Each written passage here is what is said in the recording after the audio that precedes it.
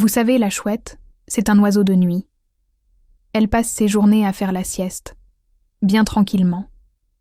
Et puis, quand le soleil se couche et que les ombres s'étirent dans la forêt, elle se réveille. Elle sort de son vieux chêne creux, cligne de ses grands yeux, et son fameux « hou-hou-hou » résonne dans le silence. C'est l'heure de la chasse. Insectes, grenouilles, souris, tout y passe, c'est son festin.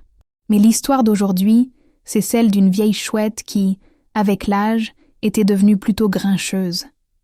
Elle détestait par-dessus tout qu'on la dérange pendant sa sieste. Imaginez un peu, par un après-midi d'été bien chaud, alors qu'elle dormait paisiblement, une sauterelle s'est mise à chanter juste à côté. Un chant joyeux, certes, mais terriblement strident. La tête de la vieille chouette est alors apparue à l'entrée de son trou. « Hé, vous là-bas !»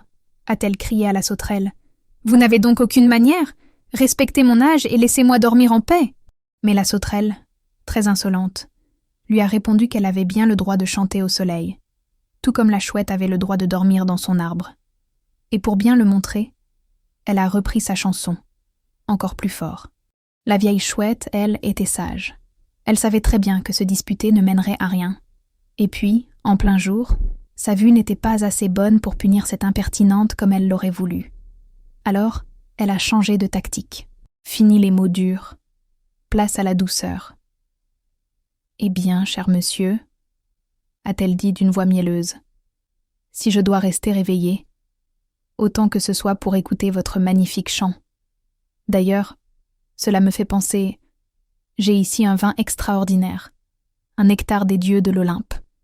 On dit même qu'Apollon en boit avant de chanter pour les autres dieux. Venez donc le goûter avec moi.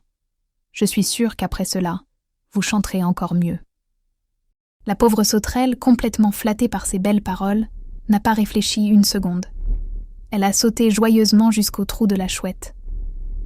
Mais à peine était-elle assez proche pour que la vieille chouette puisse la voir distinctement, que celle-ci s'est jetée sur elle et l'a avalée d'un seul coup. Cette petite histoire nous apprend une chose importante. La flatterie n'est pas toujours sincère, surtout quand elle vient d'un ennemi. Méfiez-vous des belles paroles qui cachent de mauvaises intentions.